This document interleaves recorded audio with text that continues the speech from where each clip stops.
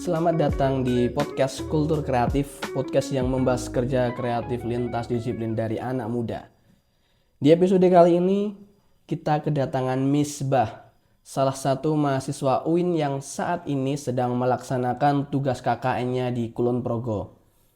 Misbah kami ajak ke sini karena kelompok KKN-nya memiliki salah satu program kerja yang bagi kami cukup menarik. Dan sejauh yang kami ketahui, proker ini cukup berbeda dari proker-proker KKN pada umumnya. Tapi sebelum kita ngobrol lebih jauh mengenai program yang Mas Misbah dan timnya kerjakan, monggo Misbah bisa memperkenalkan diri terlebih dahulu. Oke, Mas Fahri dan penonton semuanya. Saya Misbah, nama lengkapnya Ahmad Misbahul Amin, salah satu mahasiswa dari UIN Sayyid Ali Rahmatullah Tulung Agung, Mas. Kalau mungkin pemirsa atau teman-teman semuanya nanti berkunjung di Jawa Timur, di bagian selatan, Mataraman, Tulung Agung, itu ada satu kampus dengan kapasitas 29.000 mahasiswa dan salah satunya adalah saya. Gitu. Saya dari Prodi Ilmu Hadis yang alhamdulillah sekarang berkesempatan untuk menjadi salah satu peserta KKN Nusantara tahun 2025 dan alhamdulillah ditempatkan di Dusun Kanoman 2 gitu, Mas Fahri. Kalau sebelum KKN ini, keseharian Misbah biasanya disibukkan dengan kegiatan apa aja sih? Oke. Ya seperti umumnya teman-teman mahasiswa yang lain. Jadi kalau waktunya kuliah saya juga kuliah dan alhamdulillah selama kurang lebih berapa ya, hampir 2 sampai 3 tahun ini saya bersama dengan teman-teman bantu-bantu di Lembaga Penelitian dan Pengabdian Masyarakat di LP2M.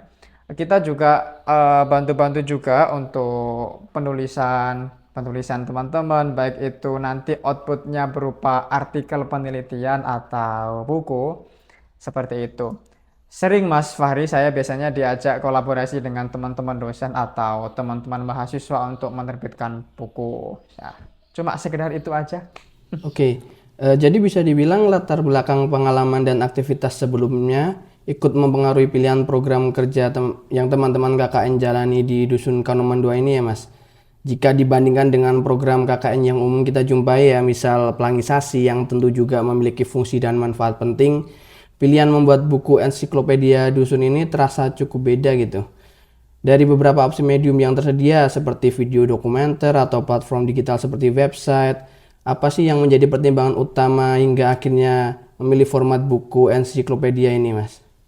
Gini Mas Fahri, saya itu termasuk salah satu orang yang percaya bahwa satu pengetahuan, satu pengalaman, satu ilmu itu tidak akan hilang jika ditulis di atas kertas. Mungkin video dokumenter atau e-book sekalipun itu bisa terakses dan bisa terakomodir di database. Walaupun seperti itu, saya tetap mempercayai bahwa tulisan yang ditulis di atas kertas itu sebagaimana yang telah ditradisikan oleh pendahulu kita, ulama-ulama kita atau guru-guru kita, bahwa ilmu itu akan terus lestari bila diwacanakan, termasuk pengetahuan tentang konsep apapun, konsep kewilayahan, konsep demografi, konsep sumber daya alam, sumber daya manusia, dan apapun itu.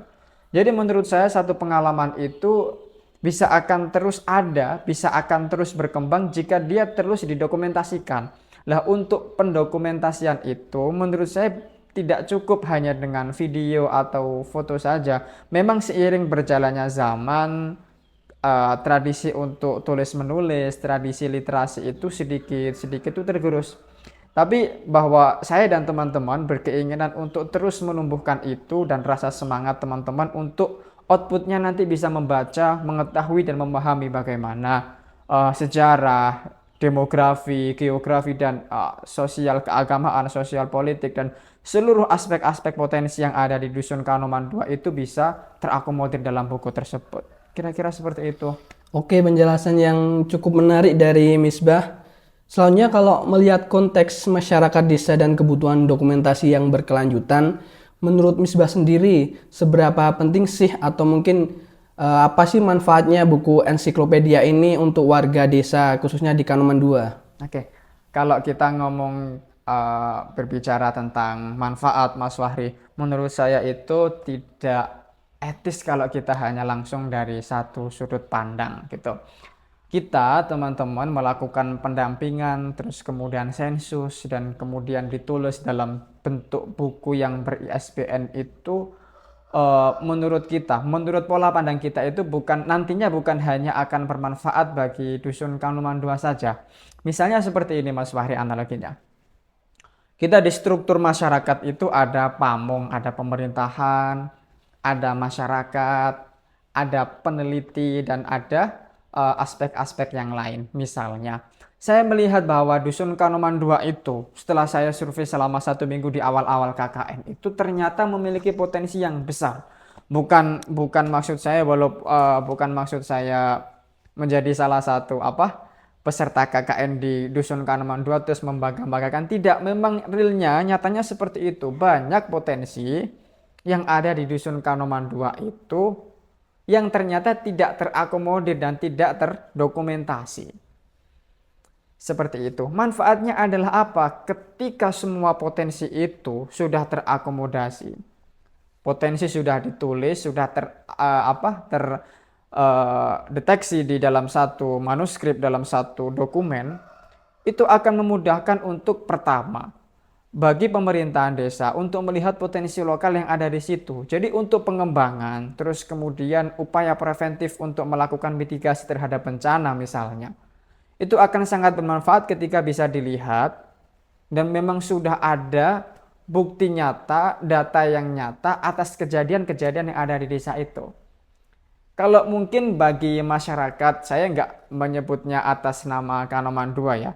Indonesia itu dari 161 negara itu kan nomor 160 kesekian yang memang walaupun perpustakaannya itu banyak tapi tradisi membaca itu sangat sulit.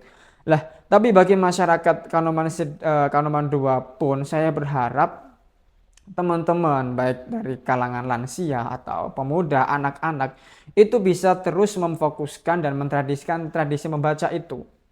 Syukur-syukur nanti bisa semua peristiwa atau semua sejarah, semua agenda-agenda yang ada di padukuhan itu bisa terakomodir dalam satu wadah literasi. Lah, nanti juga akan bermanfaat bagi masyarakatnya itu sendiri. Misalnya apa? Euforia masyarakat, kebanggaan masyarakat terhadap dusun Kanoman 2 itu minimal bertambah.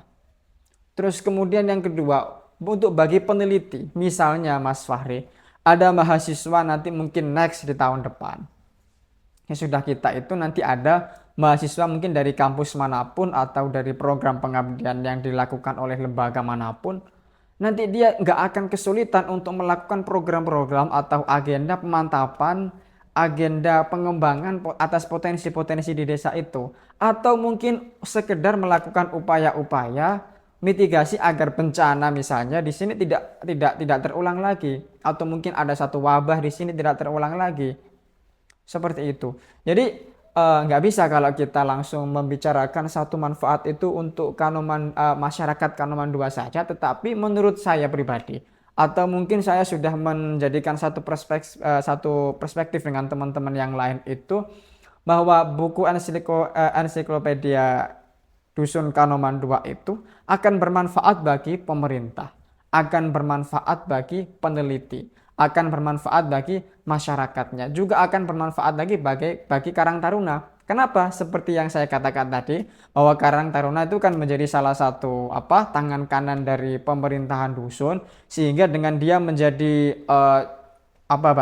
penyambung lidah teman-teman di pemerintahan dusun itu semua akan tercover di situ, dan untuk melakukan upaya-upaya pengembangan itu insya Allah bisa dilakukan secara komunal dan representatif. Kira-kira seperti itu Mas Fahri. Oke. Ya, saya sangat setuju dengan Misbah karena buku ensiklopedia ini nanti bisa menjadi fondasi gitu. Baik untuk pengembangan program ke depan atau mungkin pendidikan warga maupun sebagai bahan yang nantinya bisa dikembangkan ke media lain. Dan menariknya proses pengarsipan tentu tidak hanya soal menulis dan mengumpulkan data saja kan Mas, tetapi juga bagaimana berinteraksi dengan warga, lalu menggali cerita dan menyusun informasi tersebut agar tetap relevan. Nah, dari situ saya ingin menanyakan lebih jauh, bagaimana sih proses pembuatan ensiklopedia ini dijalankan? Mulai dari metode apa yang digunakan sampai pembagian peran dan tugas dari teman-teman KKN di lapangan di Dusun Kanoman 2 ini, Mas. Oke. Mas Fahri, bahwa buku ensiklopedia Dusun Kanoman 2 itu lahir murni bukan atas jerih payah saya sendiri.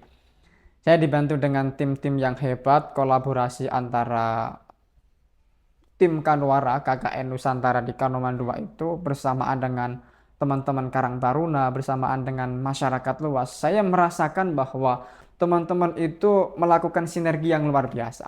Betapa tidak, saya selama 1 minggu melakukan observasi turun ke lapangan, melihat potensi dari segi umumnya saja, belum sampai ke khusus melihat dari potensi potensi lapangan pekerjaan, potensi pertanian, perkebunan, potensi UMKM, usaha mikro, dan sebagainya. Saya sudah melihat bahwa, saya bisa menyimpulkan hipotesisnya adalah bahwa dusun ini memiliki banyak potensi. Akhirnya kita berunding dengan 4 sama saya, Mas Fahri. Ada Mas Adib sama Mbak Lisna tuh dari UIN Sunan Kalijaga. Ada juga lagi Mbak Ainus Saadah itu dari UIN Syekh Wasil Kediri. Kita berunding kira-kira untuk melakukan tahapan-tahapan penulisan, untuk melakukan dokumentasi itu seperti apa. Akhirnya kita sepakati ada sekitar waktu 3 minggu waktu itu, Mas Fahri. Kita melakukan sensus, kita turun ke masyarakat. Pagi, sore, malam kita anjang sana dari satu rumah ke rumah yang lain, dari rumah Pak RT ke rumah Pak RW, ke rumah Pak Dukuh, ke rumah Mas Fahri juga, ke rumah teman-teman Karang Taruna yang lain, ke masyarakat-masyarakat yang lain, pelaku UMKM, pelaku pertanian, pemilik perkebunan, dan lain sebagainya. Kita turun di situ melakukan sensus, kita data di situ. Setelah data kita ambil, kita spesifikasikan, kita klasifikasikan mana kira-kira data yang memang dibutuhkan, mana yang mohon maaf harus dibuang terlebih dahulu. Lah, setelah itu saya juga dibantu dengan teman saya, Mbak Laila namanya, mahasiswa pendidikan matematika tuh dari UIN Sunan Kalijaga. Itu yang sangat membantu saya ketika dia buat grafik. Jadi nanti kalau teman-teman pemirsa atau teman-teman dari Kanoman 2 yang lain ketika buka buku ensiklopedia Dusun Kanoman 2 itu bukan hanya penjelasan, tapi juga ada gambarnya juga, sudah ada grafik yang real sesuai dengan data yang memang saya ambil dari 120 KK di Dusun Kanoman 2. Seperti itu. Lah, setelah kita melakukan itu, data semua sudah lengkap, validitas data semua sudah tercover, terus kemudian kita melakukan penulisan. Lah, penulisannya ini kita bagi, Mas. Jadi ada saya, ada Mas Adib, ada Mbak Lisna, Mbak Laila, Mbak Ayin, dan teman-teman Karang Taruna. Seperti Mas Fahri sendiri kan juga ikut bantu nulis, ada Mas Fajar, masyarakat-masyarakat yang lain. Saya kira kolaborasi ini dari beberapa pengabdian yang sering saya ikuti, Mas, dulu. Walaupun saya belum KKN, beberapa kali saya sudah ikut pengabdian. Memang kolaborasi, sinergi antara masyarakat dan tim pengabdi, dalam hal ini adalah tim Kanwara, itu sangat terasa banget. Teman-teman Karang Taruna itu dengan masyarakat itu selalu welcome dengan kita. Apapun data yang dibutuhkan itu selalu diberi. Itu yang penting untuk hal yang positif. Seperti itu. Jadi untuk penulisannya pun saya akui itu bukan hanya tulisan saya, bukan hanya tulisannya teman-teman yang lain. Itu. Kenapa? Karena masyarakat Dusun Kanoman 2 itu pun, teman-teman Karang Taruna itu pun juga ikut membantu. Jadi bahkan tulisan-tulisan teman-teman Karang Taruna itu banyak banget. Ini yang saya maksud dengan interkoneksi dan kolaborasi antara masyarakat dan tim yang sinergi itu, seperti itu, Mas Fahri. Berarti dalam proses pembuatan buku ini bisa dibilang bahwa kolaborasi antara teman-teman KKN dan warga desa itu adalah kuncinya ya, Mas. Lalu apa sih yang membuat buku ensiklopedia ini terasa istimewa bagi Mas Misbah dan teman-teman gitu? Apakah ada informasi menarik atau hal unik yang ditemukan yang sebelumnya mungkin jarang diketahui oleh orang lain? Oke. Informasi unik, mohon maaf ya teman-teman atau pemirsa yang melihat ini, Mas Fahri. Saya awal ketika datang KKN di sini itu hari pertama, hari kedua itu melihat masyarakat dari jarak jauh itu saya kira hanya kemungkinan 95% itu petani atau perkebun gitu. Ternyata setelah kita turun di masyarakat, Mas, kita sensus itu ada 37 sampai 40 pelaku UMKM dari 120 kakak. Itu menarik menurut saya. Jadi potensinya bukan hanya potensi pertanian, perhutanan ataupun perkebunan, walaupun di tengah geografis yang memang mayoritas geografisnya seperti itu, full dengan ladang, ada perhutanan dan potensi-potensi seperti itu. Tapi ternyata ada pelaku UMKM yang banyak. Ada yang desain grafis, ada yang bikin usaha anyaman bambu, ada yang bikin usaha dawet ireng, ada yang usaha kopi, usaha dimsum, bahkan usaha-usaha industri-industri yang lain. Saya kira menariknya adalah seperti itu kalau kita lihat dari sisi demografi Dusun Kanuman 2. Lah, sisi menariknya dari buku ini adalah berbeda dengan beberapa buku ensiklopedia yang lainnya, bahwa tulisan di buku ensiklopedia ini kita rancang dengan metode yang ilmiah, Mas. Jadi metodenya sesuai dengan kesepakatannya teman-teman, kita menggunakan metode ABCD dan partisipatif. Kita memanfaatkan potensi yang sudah ada, kita kembangkan potensi yang sudah ada, atau minimal kita arsipkan potensi yang sudah ada. Gitu. Jadi selain bukunya itu nanti ada gambarnya, kita tulis menggunakan bahasa yang akademik. Kenapa? Biar teman-teman peneliti yang lain atau mungkin ada mahasiswa KKN Next di tahun depan itu bisa melihat secara ilmiah. Kita lengkapi juga dengan beberapa gambar-gambar, ada kegiatan, beberapa tradisi-tradisi yang ada di sini. Kita juga lengkapi dengan grafik yang sudah saya katakan sejak awal itu, Mas. Jadi saya kira memang buku yang ditulis kolaborasi teman-teman di Karang Taruna, teman-teman di tim Kanwara dan masyarakat ini memang berbasis data yang yang akurat, memang seperti itu. Dari proses yang tadi Misbah sudah jelaskan, mulai dari pengumpulan data hingga menemukan berbagai fakta yang mungkin sebelumnya jarang diketahui. Lalu apa sih tantangan terbesar yang dihadapi Misbah dan timnya sampai akhirnya buku ensiklopedia ini bisa tersusun dan selesai? Tentunya kalau memang kita lihat itu masalahnya di tantangannya di waktu sih, Mas. Kita hanya sedikit waktu. Sebetulnya kalau mungkin kita masih diberikan waktu untuk KKN lebih jauh, Mas, mungkin bisa 2 bulan atau 3 bulan, atau mungkin next bisa dikembangkan oleh teman-teman Karang Taruna, oleh pemuda-pemuda di sini. Tantangannya di masalah waktu. Kenapa? Kita keterbatasan waktu, sehingga dengan keterbatasan waktu itu kemungkinan potensi data yang diambil itu belum sepenuhnya 100%, Mas. Walaupun kita sudah bisa berani mengambil sampel dari situ. Kalau khusus tantangan pembuatan buku, percetakan buku, saya kira tidak. Alhamdulillah teman-teman Kanwara, teman-teman Mas Adib tuh, teman-teman Mbak Lisna itu banyak yang punya channel-channel penerbit.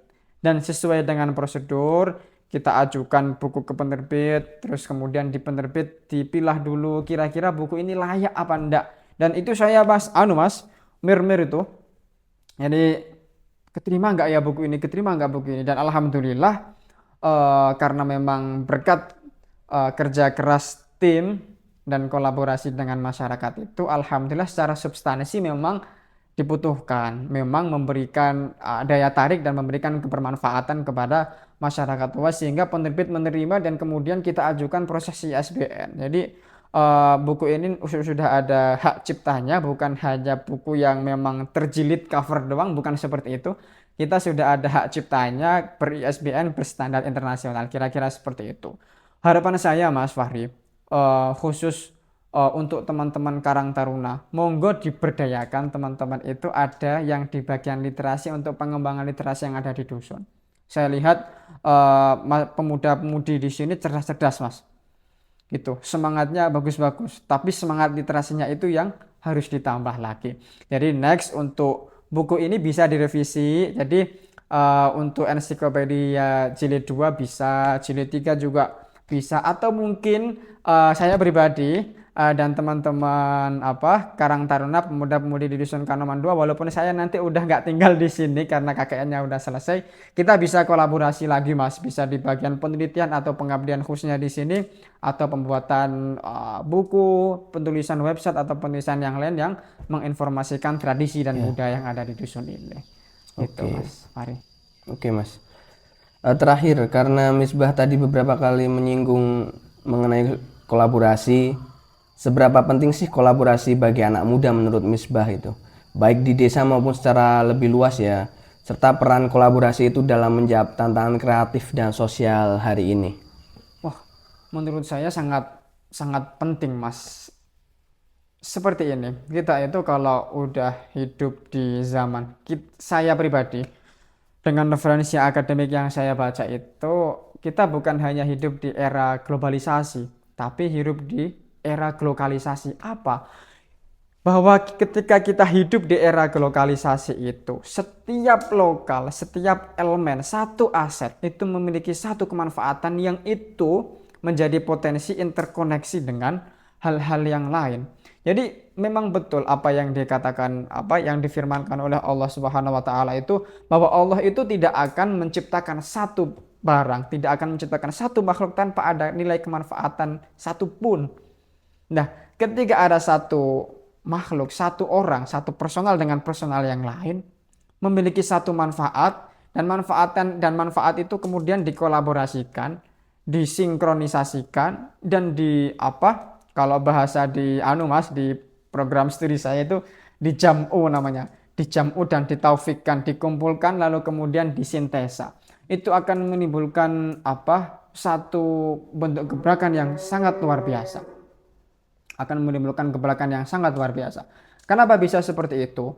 Ketika kita mengedepankan ego, ketika kita mengedepankan sisi individualis, menurut saya nggak akan tercapai itu. Satu cita-cita pun nggak akan tercapai. Kenapa? Karena memang kita sudah ditakdirkan untuk hidup di era globalisasi. Satu orang dengan orang yang lain, satu elemen, satu instansi dengan yang lain, itu pasti memiliki satu kemanfaatan.